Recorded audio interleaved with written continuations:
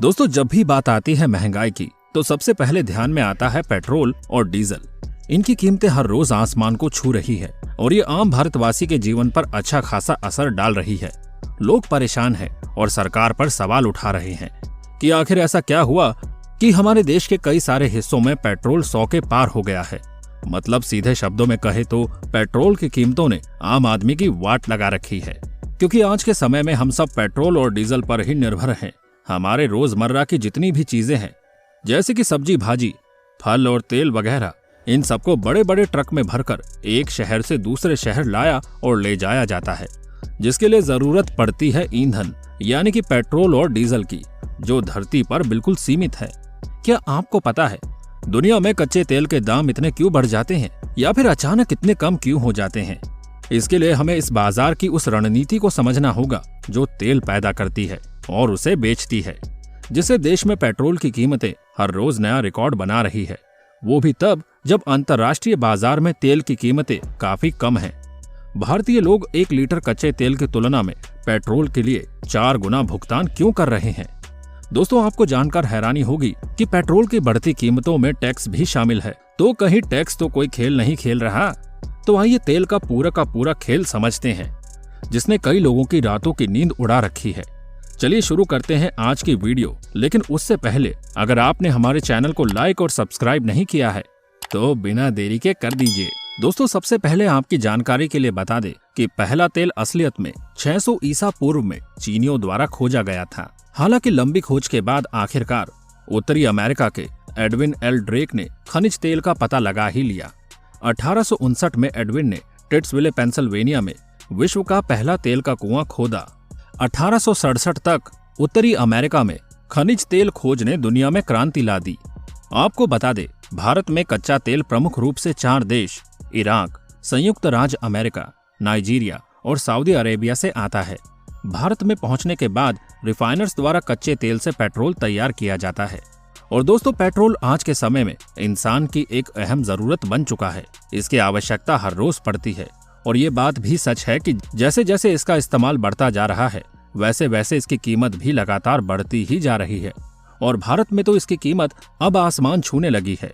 भारत में पेट्रोल की कीमत 100 रुपए को पार कर चुकी है और आने वाले समय में इसके दाम और भी ज्यादा होंगे।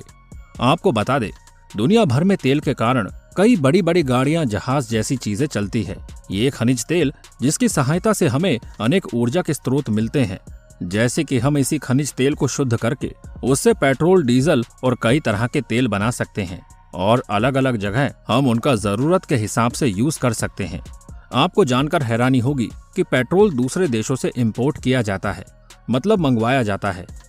इस वजह से इस पर इंपोर्ट का चार्ज लगता है और आम जनता तक पहुंचते पहुंचते इस पर कई तरह के टैक्स लग जाते हैं, जिस कारण ये पेट्रोल हमें इतना महंगा मिलता है।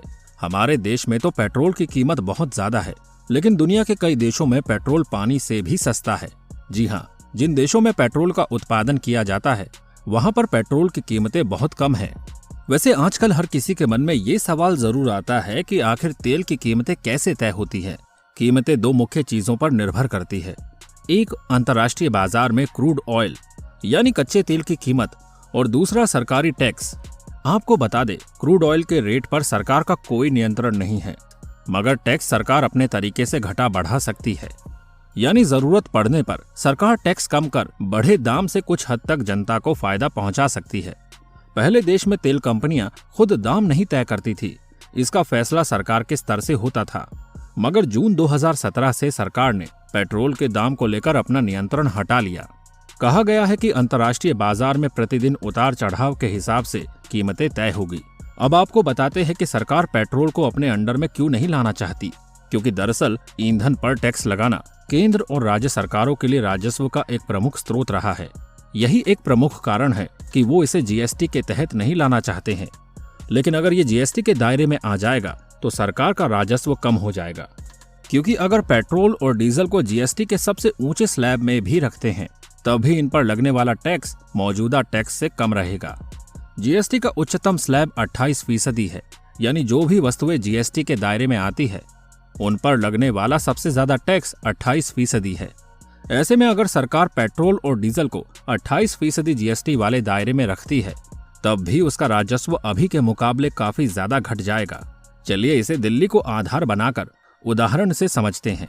इंडियन ऑयल की वेबसाइट पर 1 अप्रैल 2022 को पेट्रोल और डीजल की कीमतों का ब्रेकअप दिया गया है, जिसके अनुसार यहाँ पेट्रोल की बेस कीमत 53.34 रुपए, माल एक्सपोर्ट आदि खर्च 0.20 रुपए, डीलर के लिए पेट्रोल की कुल कीमत 53.54 रुपए, एक्साइज ड्यूटी 27.90 रुपए, डीलर कमीशन एवरेज 3.38 रुपए और वैट 16.54 रुपए है।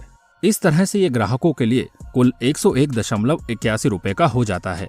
ऐसे में जो पेट्रोल डीलर 53.54 रुपए का पड़ रहा है, इसमें 27.90 रुपए एक्साइज ड्यूटी और 16.54 रुपए का वैट सरकार को जाता है। इस तरह से सरकार की कुल 44.44 रुपए प्रति लीटर की कमाई होती है। वहीं अगर पेट्रोल को जीएसटी में लाया गया तो सरकार को मुनाफा नहीं होगा, लेकिन सरकार तो हर चीज में अपना फायदा ही देखती है। आपको बता दें कि अंतर्राष्ट्रीय बाजार में तेल की खरीद बैरल के हिसाब से होती है। एक बैरल में करीब 162 लीटर तेल होता है। आमतौर पर हम जिस रेट में तेल खरीदते हैं, इसमें करीब 35% एक्साइज ड्यूटी और 15% राज्यों का वैट या सेल्स टैक्स, 2% कस्टम ड्यूटी होती है। वहीं डीलर कमीशन भी जुड़ता है। तेल के बेस प्राइस में कच्चे तेल की कीमत, उसे सुधार करने वाली रिफाइनरीज का खर्च भी शामिल होता है। हर राज्य में पेट्रोल और डीजल के अलग अलग रेट हैं। इसकी वजह है राज्यों में बिक्री कर या वैट की दर 17 से 37% तक है। दोस्तों, दुनिया में कच्चे तेल के उत्पादक देशों का एक समूह है। इसका पूरा नाम है organisation of oil exporting countries. इसमें मूल रूप से वैसे तो 13 ही सदस्य हैं, जिनमें मुख्य तौर पर मध्य पूर्वी और अफ्रीकी देश हैं। लेकिन तकरीबन 62 साल पहले, साल 1960 में जब इस समूह का गठन हुआ था, तब इसे तेल उत्पादक संघ का नाम इसलिए दिया गया था कि इसका मकसद दुनिया में तेल की आपूर्ति और उसकी कीमतें तय करना था। वैश्विक तेल के बाजार की रणनीति समझने वाले विशेषज्ञों के मुताबिक ओपेक प्लस अक्सर अंतर्राष्ट्रीय बाजार को संतुलित रखने के लिए तेल की आपूर्ति और उसकी मांग को अनुकूल बनाने की पूरी कोशिश करता है। लेकिन जब भी कच्चे तेल की मांग में गिरावट आती है, तो वे आपूर्ति को कम करके इसकी कीमतें ऊंची रखते हैं। आप समझ लीजिए कि सारा खेल अर्थशास्त्र के मांग और आपूर्ति से जुड़ा हुआ है। अगर मांग ज्यादा होगी तो कीमतें बढ़ेगी ही। दोस्तों, आपको जानकर हैरानी होगी कि ऊर्जा विशेषज्ञ नरेंद्र तनेजा ने कहा, हमने चुनाव के दौरान पिछले कुछ महीनों में देखा था कि कीमतें नहीं बढ़ी थी। इस बात को नकारा नहीं जा सकता, लेकिन इसके अलावा भी कारण है।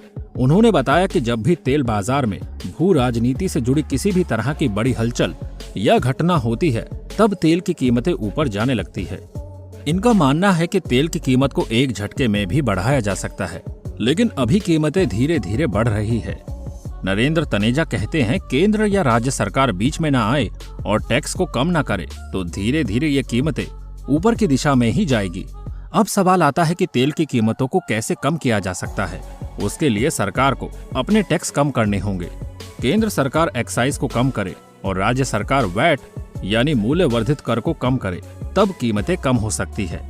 लेकिन ऐसा होता अभी नजर नहीं आ रहा और केंद्र सरकारों को पेट्रोल और डीजल से आय पर निर्भरता कम करनी होगी, क्योंकि जिस चीज पर देश की अर्थव्यवस्था टिकी हुई है, वो अगर 86% विदेश से मंगाते हैं, तो इसका मतलब ये हुआ कि हम मोहताज हो गए हैं और मोहताज में अर्थव्यवस्था के ऑप्शन ज्यादा नहीं होते। आप समझ गए होंगे कि जिस तरह से पेट्रोल के दाम बढ़ रहे हैं, आगे जाकर वो कम तो बिल्कुल भी नहीं होंगे, जिसकी बढ़ती कीमतों का असर आम आदमी के ऊपर और उनके घर के बजट पर भी होता दिखेगा। कुछ लोगों को तेल की कीमतें बढ़ने पर यातायात में भी दिक्कत आती है और न जाने किन किन परेशानियों का सामना करना पड़ सकता है।